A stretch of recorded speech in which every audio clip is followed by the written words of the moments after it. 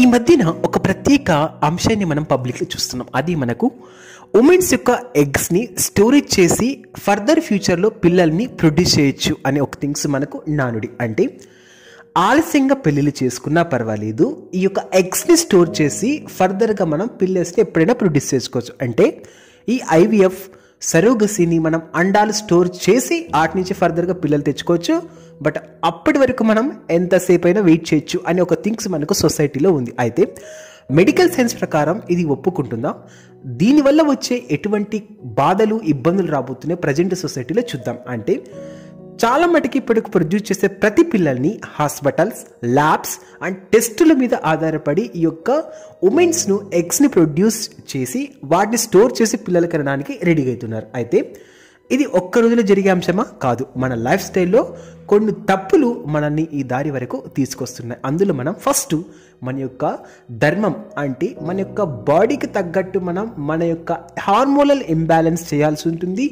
దాంతోపాటు నేచర్కి సమయాన్ని బట్టి మనం జీవితాన్ని ప్రొడ్యూస్ చేయాల్సి ఉంటుంది. దాంతోపాటు మనలో ఈ యొక్క లెఫ్ట్ హ్యాండ్ సాలమెటిక్ హార్మోన్స్ని తగ్గించుకోకుండా ఆరోగ్యాన్ని ఎలా కాపాడుకోగలం? సరైన లైఫ్ స్టైల్స్ లేకపోతే ఎంత డేంజర్. ఇక్రిమాట్ ఎసిర్ 22 and 24 రిపోర్ట్స్ ప్రకారం దాదాపు ప్రతి సంవత్సరం 40 లక్షల ఆట్ సైకిల్స్ అంటే ఐవీఎఫ్, ఐసిఎస్ఏ మొదలైనవి జరుగుతున్నాయి. అంటే మెయిన్ రీజన్ దానికి ఏంటి? ఉమెన్స్కి ఏదైతే మనకు జరుగుతుందో వాటిలో ఇన్ టైం జరగకపోవడం, పెళ్ళిళ్ళు ప్రకృతి ఇచ్చిన సమయాన్ని కోల్పోయారు. నెక్స్ట్ దాంతోపాటు నిద్ర, రాత్రిళ్ళు చాలా మటుకు పీపుల్స్ నిద్ర పట్టకపోవడం వల్ల హార్మోన్స్ అనేటివి దెబ్బతినేసాయి. దీంతోపాటు ఈ మెయిన్ రీజన్స్ ఈ మధ్యలో ఐవీఎఫ్ అంటే స్టార్ట్ అయింది. అంటే ఇన్ విట్రో ఫెర్టిలైజేషన్. అంటే ఇందులో ఏం చేస్తారు? మదర్ అండ్ ఫాదర్ యొక్క కణాస్ తీసుకొని వాటిలో నుంచి మనకు ఈ యొక్క ప్రెగ్నెన్సీ రెడీ చేయడం మొదలెట్టేశారు. అంటే టెస్ట్ ట్యూబ్స్లో చేయడం మొదలుపెట్టారు. First it will take eggs from mother and then to mix up with test tube, దానికి ప్రొడ్యూస్ బేబీ సీడ్స్. అంటే ఎంబ్రియో తయారు చేసి ఎంబ్రియోని ఆ యొక్క మదర్ యొక్క గర్భసంచిలో పెట్టి మనకు పిల్లల్ని ప్రొడ్యూస్ చేస్తున్నారు. దీనివల్ల నెక్స్ట్ సరోగసీ అనేది కూడా ఉంది. ఇది సరోగసీ వెరీ ఈజీ. అంటే parents and different but produce చేసే మదర్ మాత్రం వేరే. అంటే ఈ యొక్క మదర్ యొక్క ఎగ్స్ని అదర్ మదర్ యొక్క ఎంబ్రియోలో స్టోర్ చేసి పిల్లల్ని ఆఫ్టర్ 9 months తర్వాత రికవరీ చేసుకుంటారు. ఇది ఎంత డేంజర్. సో అంటే ఏంటి?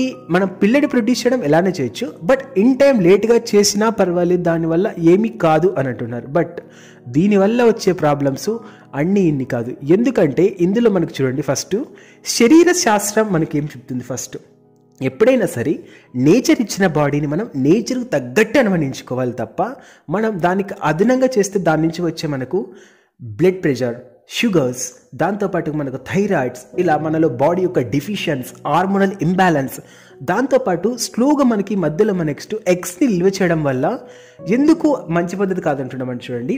ఎప్పుడైనా సరే పిల్లలు ఒక ఏజ్ వచ్చిన తర్వాత ఆ ఏజ్లో మదర్ ఫాదర్ యొక్క ఇంపార్టెన్స్ చాలా ఉంటుంది. కానీ లేట్ అయి పిల్లల్ని ప్రొడ్యూస్ చేసినప్పుడు పిల్లల యొక్క ఏజ్కి వీళ్ళ యొక్క ఏజ్కి మిస్ మ్యాచ్ అయిపోవడం వల్ల పిల్లలు ఎదుగుతున్న దాన్ని వీళ్ళు అంచనా వేయలేకపోవడం వల్ల సొసైటీ మనకు చెడ్డదారి పట్టే అవకాశం 100%. దాంతోపాటు ఎప్పుడైనా సరే ఈ యొక్క ఎగ్స్ని స్టోర్ చేయడం వల్ల శరీరానికి కఠినంగా ప్రక్రియ. ఎందుకంటే ఎప్పుడైతే ఎగ్స్ తీసేందుకు మందులు, ఈ యొక్క టెస్ట్లు అండ్ ఇంజెక్షన్స్ ఇలాంటివి ఇచ్చినప్పుడు మన బాడీ వెరీ డేంజర్ సిచ్యువేషన్స్లోకి వెళ్ళిపోతుంది. దాంతోపాటు మనకు శరీరం అనేది ఒక అలసటగా మారిపోతుంది.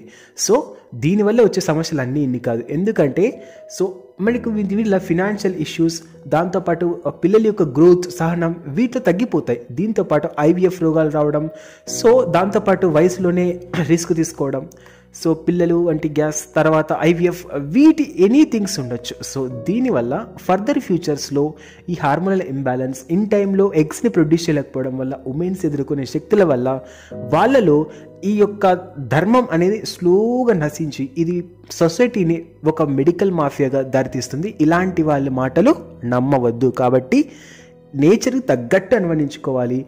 ఎగ్స్ని సమ్ టైమ్స్ స్టోర్ చేసి ఫర్దర్గా ఫ్యూచర్ చేస్తే సరోగస్, ఐవీఎఫ్ ఏవైనా సరే మనకి ఫ్యూచర్లో వాటి నుంచి ఎంబ్రియోస్ని డిజైన్ చేసిన వాటి వీక్ అయిపోయి నెక్స్ట్ వచ్చే జనరేషన్స్ ఎన్నో సమస్యలు ఎదుర్కోవాల్సిన పరిస్థితి.